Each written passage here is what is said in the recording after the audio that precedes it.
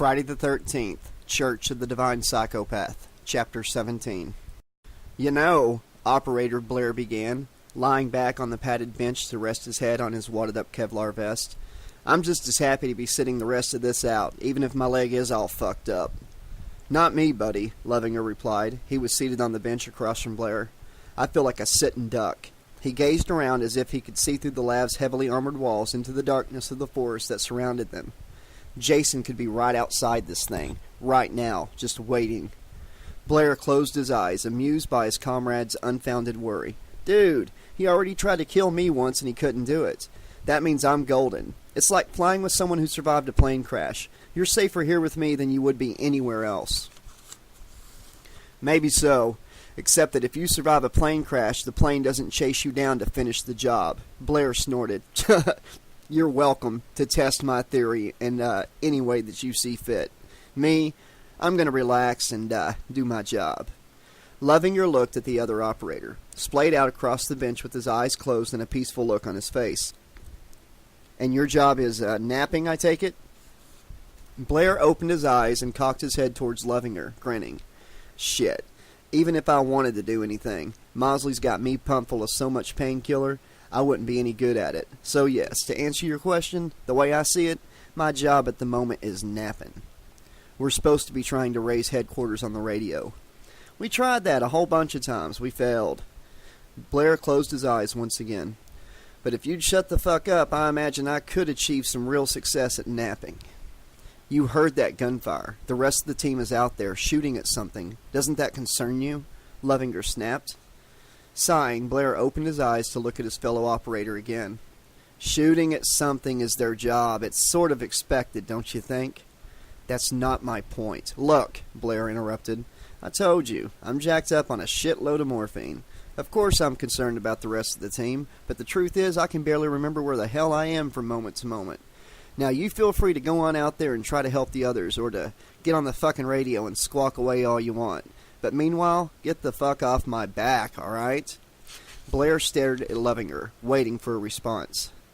Alright, Levinger said finally. Blair's eyelids fluttered closed. Then we're cool. We're cool, Levinger agreed. He pushed himself to his feet, favoring his wounded leg. Sorry. It's not a problem at all, I assure you, Blair said. His words were beginning to sound a bit slurred. Levinger looked around, his head bowed to avoid hitting it on the ceiling of the armored transport. He wasn't quite sure why he had stood up in the first place. Just a little bout with cabin fever, he guessed. He hated being cooped up in the lab. The gunshot wound in his leg was killing him, and Mosley sure as hell hadn't given him any morphine. All he got was industrial-strength ibuprofen. He looked back at Blair. The operator was out cold, his lower lip fluttering in and out with each gentle breath. Levinger was willing to bet he could be successful at napping, too, if he'd been dosed up before the rest of the team took off. Instead, he was stuck there, going nuts from a bizarre combination of boredom and terror. Gun battles didn't scare Levinger in the least. He'd been through plenty of them, after all. Jason Voorhees, however, scared the living shit out of him. In a normal gunfight, you shoot somebody, they stay shot. If you're lucky, they die, and then they can't shoot back at you anymore. But Jason, he just wouldn't do what he was supposed to do, no matter how much lead you sank into him. It was completely unacceptable. Levinger limped to the front of the vehicle. Maybe he'd try one more time to raise Atchison back at the strike team's base camp. It couldn't hurt, anyway, and he was fed up with sitting around doing nothing. Taking care not to whack his wounded leg on anything, Levinger eased himself into the driver's seat and picked up the microphone. Talking on one of those things always reminded him of Burt Reynolds' movies. Well, the Smokey and the Bandit movies, anyway. Burt had done plenty of movies where he never once used a CB radio, of course. People tended to forget that. Not Levinger, though. He considered himself to be an expert on the career of Burt Reynolds. Hell, he even liked Skullduggery, and most people had never heard of that movie, let alone seen it. His favorites, though, were Deliverance and The Longest Yard.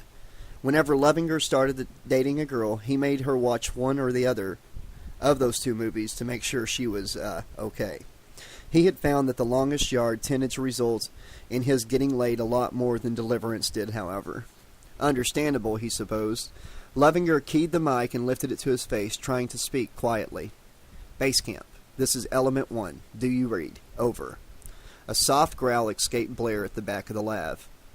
"Enough, sir," the doped-up operator muttered, then drifted off to sleep again. Levinger smiled.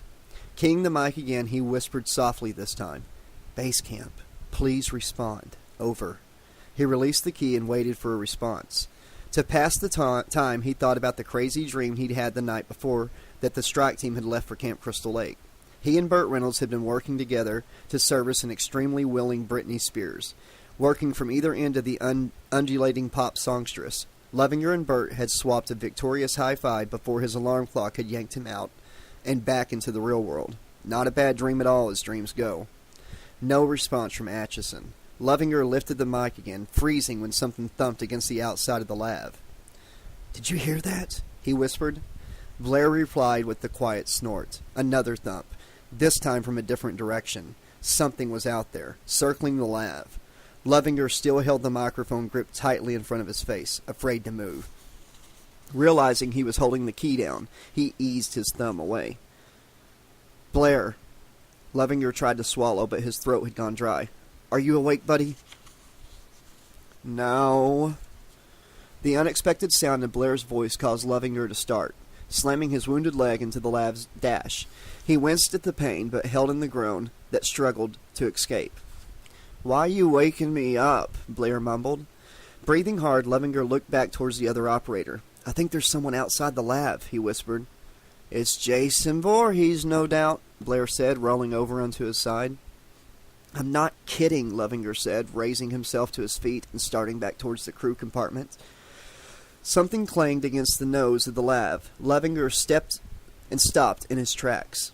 What would make a clanging sound like that? A machete, maybe? There it was again. Levinger felt his heart crawling up into his throat.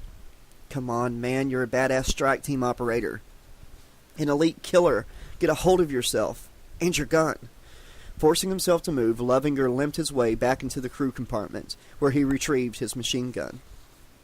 Whatever was circling the lav thumped against it on the passenger side, this time rocking it slightly. "Shit," Levinger thought. He eased himself into a crouch alongside the bench that Blair lay on. "Blair!" Nothing. "Blair!" Still holding his gun, Levinger used his free hand to shake the sleeping operator. "Blair, wake up, man. There's someone outside." Suddenly the lav rocked violently as something slammed against the side of the vehicle. The motion spilled Levinger onto his ass, sending a surge of pain through his gunshot leg. His machine gun clattered loudly to the floor of the transport. Blair's head snapped up. "What the fuck, man? Settle down." "You've got to get up," Levinger urged. "Jason is outside the fucking lav." Blair pushed himself up slightly, his head lolling sleepily. "Dude, what's he gonna do? Chew through the armor plating? You have got to relax." The lav was rocked by another violent blow. Blair was flung from the bench, landing painfully atop Levinger on the floor. Painful for Levinger, at any rate. Blair couldn't feel much of anything. "All right, I've changed my mind. We have to go out there and shoot that son of a bitch," Blair said. At that, the lav began crazily swaying back and forth, as if someone were standing at the front end and shaking it. "Jesus Christ!" Levinger howled as Blair's limp body flopped across his wounded leg a second time. He shoved the morphine-addled operator away and pulled himself free, crawling backwards towards the front of the lav. The vehicle continued to rock, the motion growing more and more violent all the time. "I can't fucking take this!" From his position face down on the floor, Blair looked up at Levinger. "I told you he can't get in. All we have to do is ride out the storm. He's bound to get bored and go away sooner or later." "No," Levinger said. No, I'm not putting up with this shit." He struggled against the swaying of the lav to reach his fallen machine gun. "What are you doing?" Blair was trying to lift himself back to the bench, but wasn't getting very far. Using his rifle to steady himself, Levinger got a grip on one of the benches and began the agonizingly challenging task of raising himself up on his feet. The shaking of the lav slammed his wounded leg against the edge of the bench, forcing a pained grunt from the man. "What are you doing?" Blair asked again. "I'm going to make him stop," Levinger said. Like a sailor walking the deck in a gale, he began picking his way towards the front of the lav, and the driver's hatch. "Don't you open that hatch, man!" Blair was crawling uselessly after Levinger in a pathetic attempt to stop the man. Levinger reached the hatch, shooting a look back at Blair. "Don't you fucking do it!" Lovinger unlocked the hatch. "You're going to get us both killed!" Blair shouted. Ignoring him, Lovinger shoved the hatch open. The rocking of the lav suddenly eased a little, then came to a sudden rest. Lovinger looked back at Blair again, smiling. See? He stopped.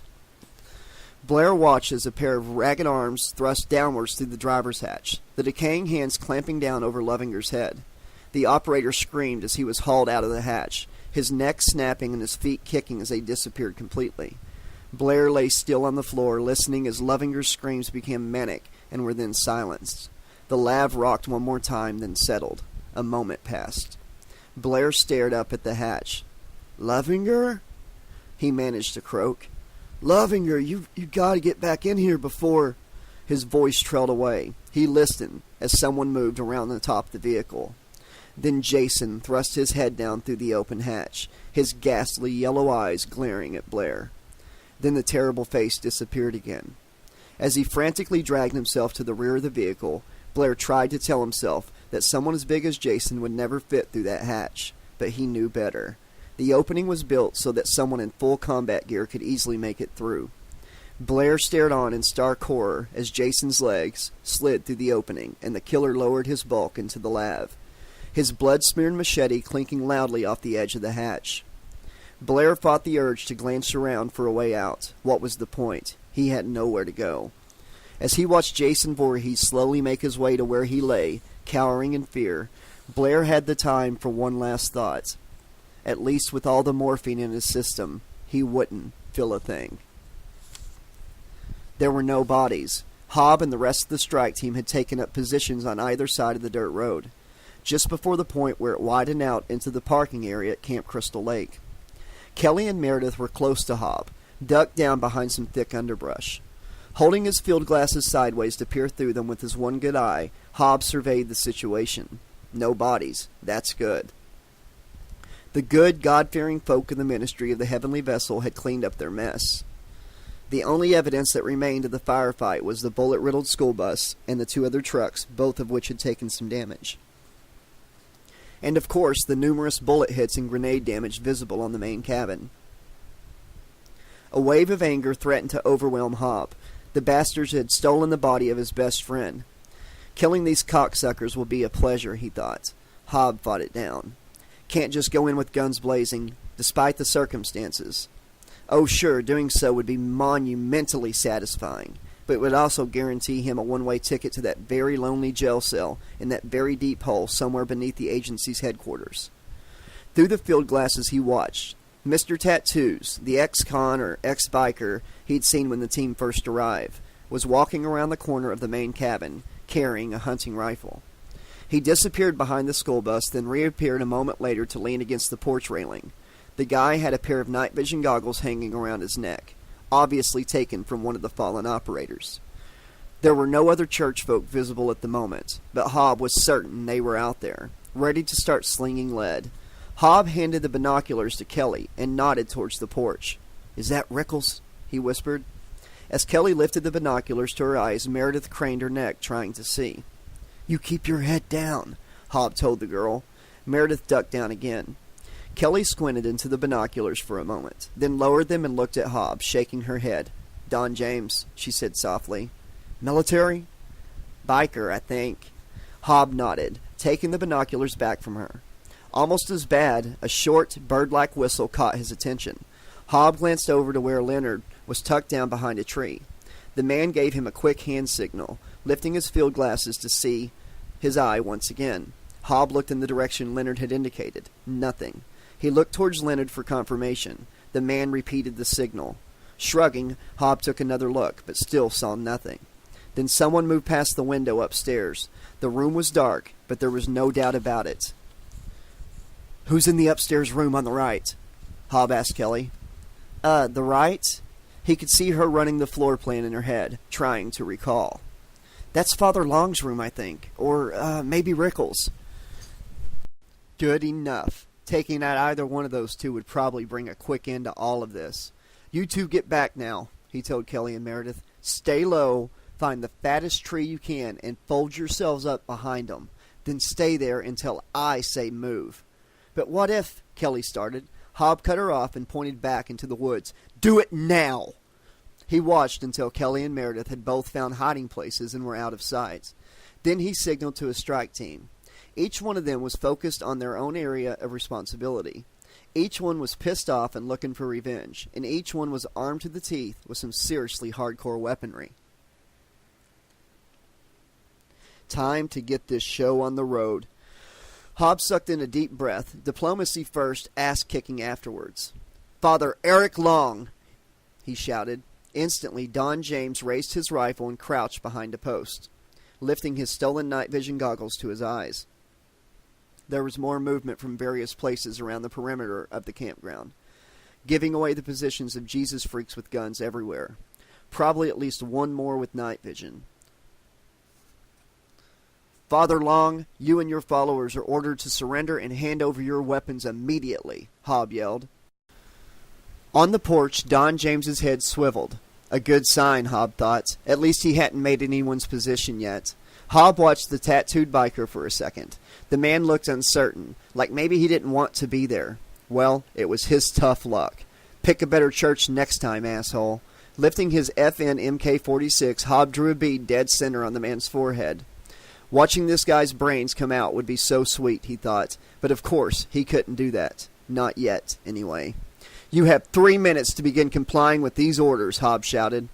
"Or what?" Hob instantly snapped the barrel of his machine gun towards that upstairs window. Father Long stood framed there, his pale, naked torso creating a perfect target against the darkness behind him. Not rising to the bait, Hob instead counted down in his head. 2 minutes, 30 seconds. He wanted so badly to shoot the son of a bitch. Silence, then laughter. Hob lowered the rifle and sighted down on Long through the field glasses. The piece of shit was up there laughing. Like this was the funniest thing he'd ever seen. "Can't kill him yet. Can't kill him yet," Hob repeated to himself. Father Long's laughter slowly trailed away. Hob continued to watch Long as the preacher spoke again. "And then what? When that time is up, you'll, what, storm the castle?" Hob shifted the binoculars back to Don James. The guy was still scanning the area with the night vision, still unsure where any of the operators were located. On the other hand, Hob knew that at least 2 guns were trained on the biker, ready to take him out should he make the slightest threatening move. He returned his attention to Father Long. 2 minutes now, asshole," Hob called out. He watched as Long's head darted towards the sound of his voice, trying like hell to pinpoint his position. Hob knew he was in good shape when Long looked somewhere off to his right to deliver his answer. "Surely you don't want another Waco on your hands?" Holy Christ, did that sound familiar. Hob hissed through his teeth. If there was one thing he was sick of hearing about, it was the Waco massacre. "It won't be another Waco, because one way or another, this will be over in less than an hour," Hob shouted. Bad idea to let the man get to him. Father Long's head snapped towards him, but Hob could see the preacher still wasn't quite sure where the voice was coming from. "Don't be a fuck-up, not this time." Lowering the field glasses to get a look at the entire scene, Hob caught a glimpse of someone dashing from around the side of the main cabin to duck into the trees on the lakeside.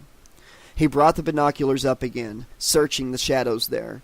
There was definitely movement, but not enough light to make out the figure. If whoever it was would just keep shifting around until he stepped into a patch of moonlight, then bingo. Was this the notorious Mr. Rickles? He had the standard-issue jarhead haircut and was ugly as hell, but that didn't automatically make him an ex-Marine. Hob knew plenty of ugly guys with bad haircuts. 1 minute, 30 seconds, Hob shouted. He clucked a signal to Stilton, who was nearest.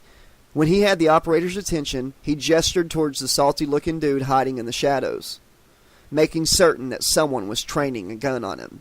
Then he put the binoculars back on Long. "Come on now, be reasonable. How can you expect to defeat those who were chosen by God?"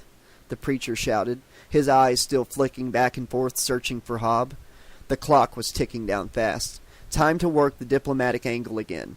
They'd only be able to zero Hob anyways. "By killing them, if you force us to," he yelled. "But I don't think any of us want that." Father Long's gaze settled into a spot very close to where Hob was hunkered down. The preacher smiled broadly. "Now why is it I have a hard time believing that?" Nobody wants any more bloodshed. You can end this, preacher, without any more violence. Like a true man of God, just have your people, all of them, women and children included, step out here and put down their weapons. So you can cut them down and slaughter them like animals, Long snapped. Hob had heard it all before.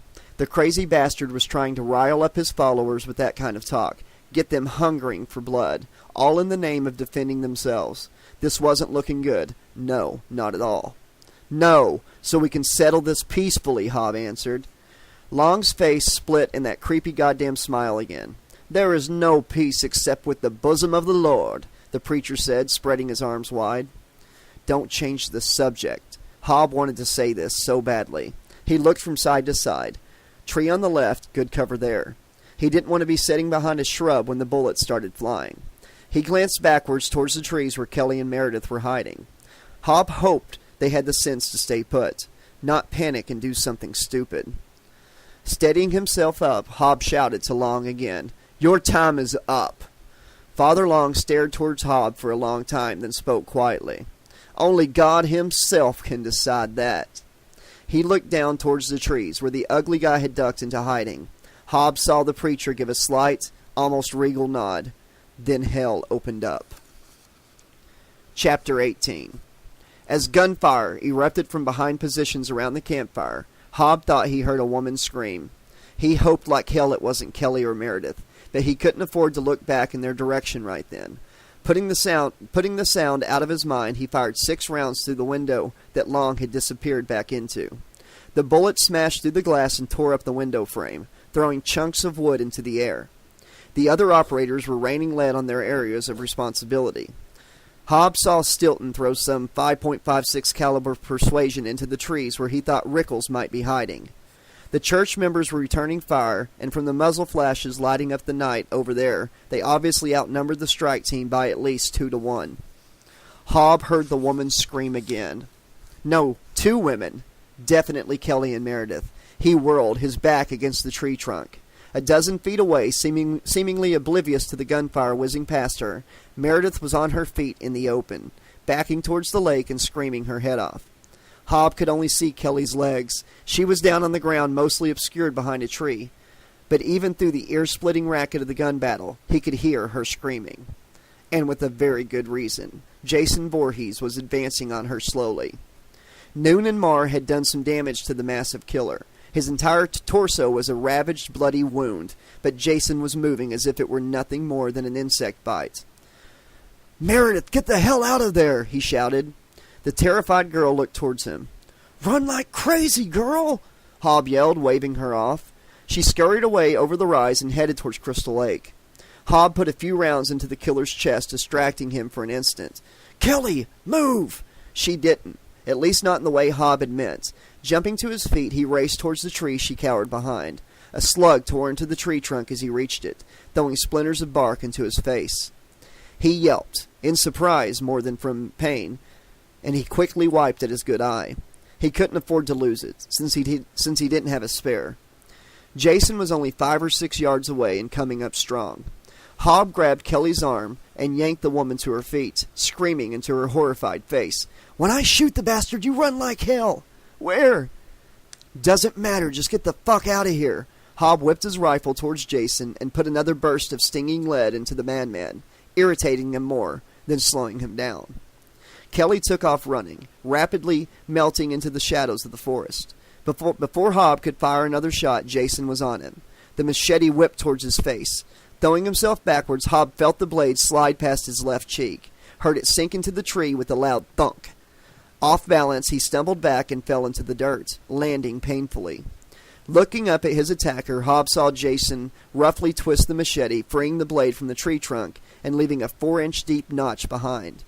Jason raised the weapon over his head and came at Hob, preparing for another strike. Frantically, Hob crab-walked backwards. Another bullet punched into the ground, inches away from him. Too goddamn much to think about, he thought. The machete swung down on him. Hob rode to the left. The blade caught the back on his right shoulder, going through his coveralls and shaving off a neat slice of muscle. Hob shrieked in agony, but he kept rolling, leaving a trail of blood until he was on his belly about 5 feet away from Jason. The killer was already coming up at him again, rheumy yellow eyes blazing at him. Hobb twisted, firing a 3-round burst into the unreasoning monster. It was a waste of ammo. Hurling himself to his feet, he ducked past another swipe of the machete and lurched away, trying to buy himself some fighting room. Behind the brawl, the gun battle continued to rage. None of the other operators were aware of the situation their commanding officer was currently in, trapped in the open, sandwiched between gunslinging religious fanatics and the machete-wielding unstoppable lunatic they believed was some kind of savior.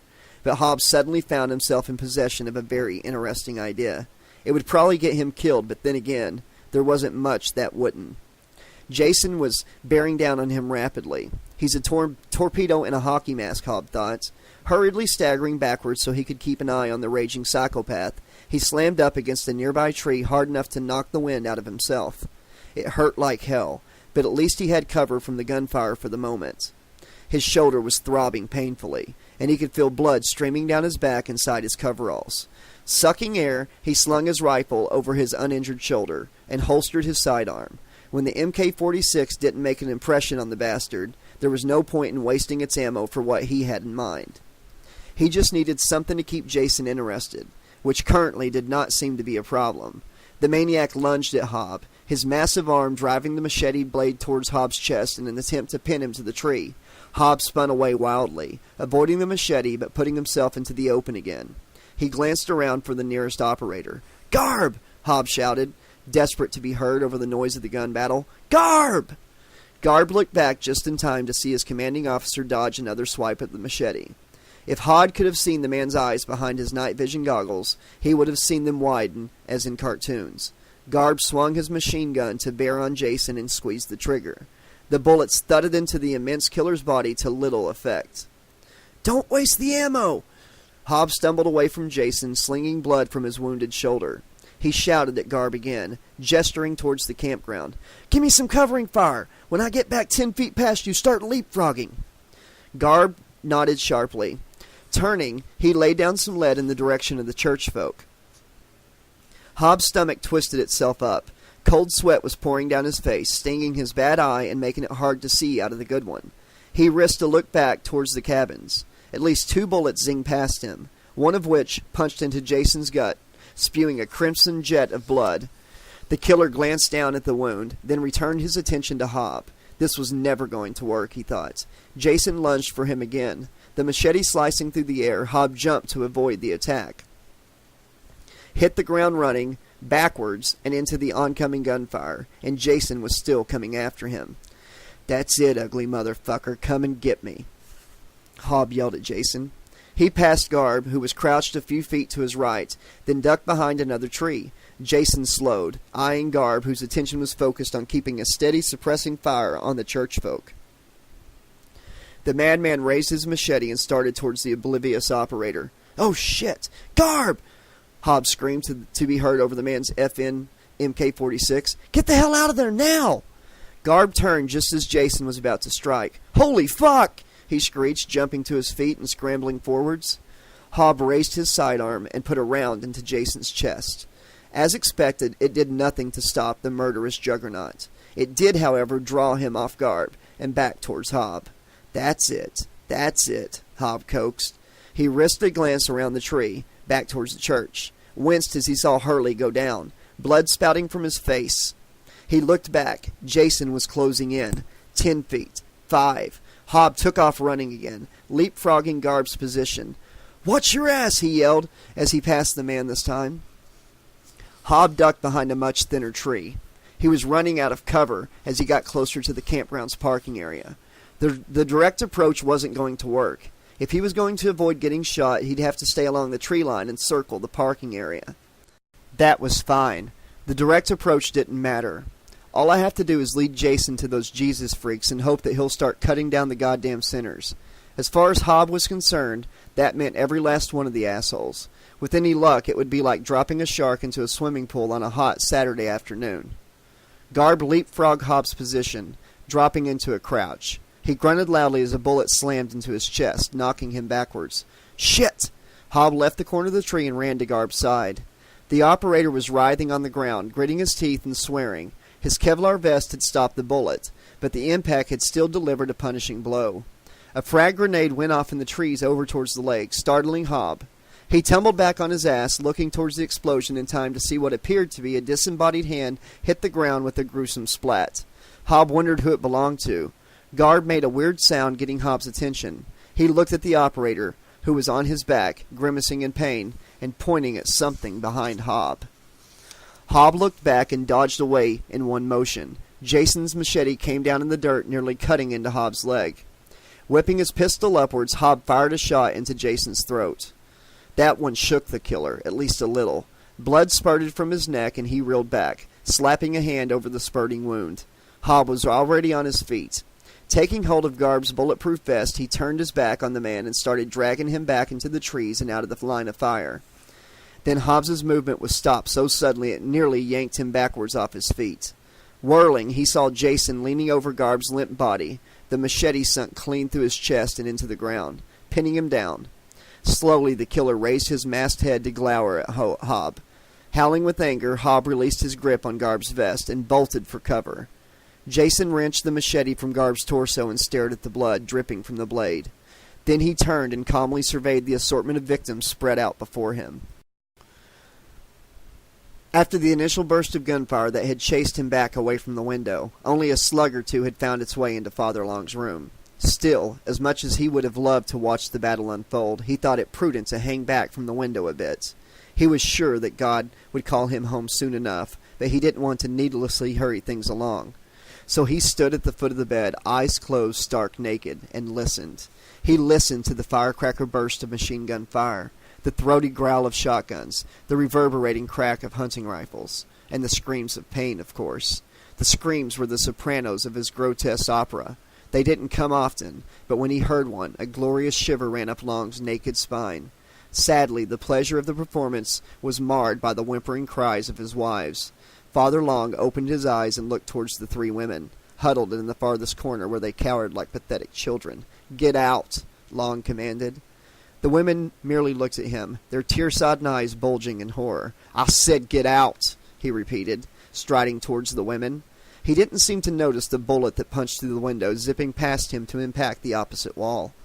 Incredibly, Susanna Bookwalter was the one with the courage to speak up. "But there's nowhere to—" "Out!" Long screamed.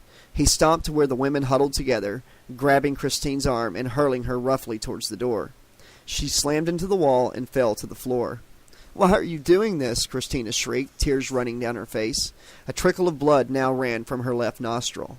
Father Long kicked at her, snarling. She screamed and fumbled for the doorknob, yanking the door open and crawling out into the hallway. Behind her, Long violently herded the remaining women out of the room. The preacher slammed the door behind them, heaving a sigh of relief. He realized at the moment he was aroused, and it was painful too. He clasped the bulge in his hand, admiring it. After comforting his three wives 2 separate times, not bad, but it was wrong to experience such sensations right then. Long stared at his bulge, trying to will it to shrivel away, but still it protruded defiantly from his crotch. Long looked up as another scream filled the air. This one was close, perhaps just below his window. Another of his flock, proving his faith with the ultimate sacrifice. He continued to stare towards the window, hoping that when he looked back his erection would have waned. It was fruitless, though. He could feel the thing's cyclopean gaze peering up at him, demanding his current attention. Not deigning to look at his tormentor, Long crossed the room to the foot of the bed, crouching, and feeling the damn thing move awkwardly, beckoning to him. He reached under the bed and slid a small wooden box from beneath it. The box was about 20 inches long, 8 inches wide, and only about 5 inches high. Its surface was colored with a dark reddish stain. But it wasn't locked. It was never locked. One never knew when its contents might be required after all. And he added time involved in retrieving the key could make all the difference.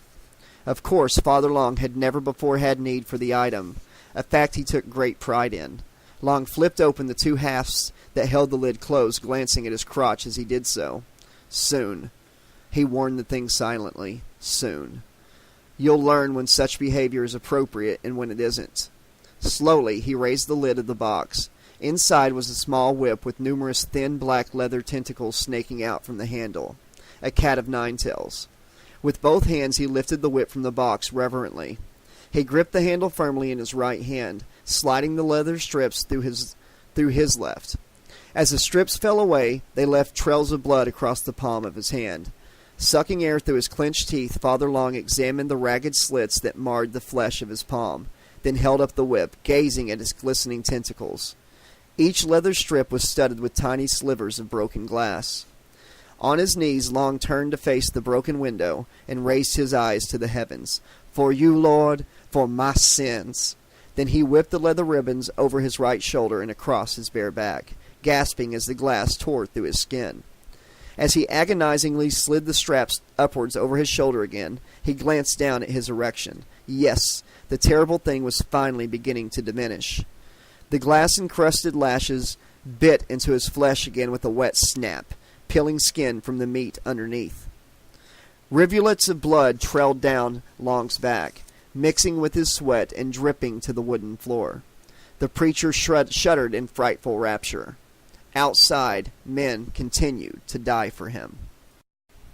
Okay, this has been chapters 17 and 18 of Friday the 13th, Church of the Divine Psychopath.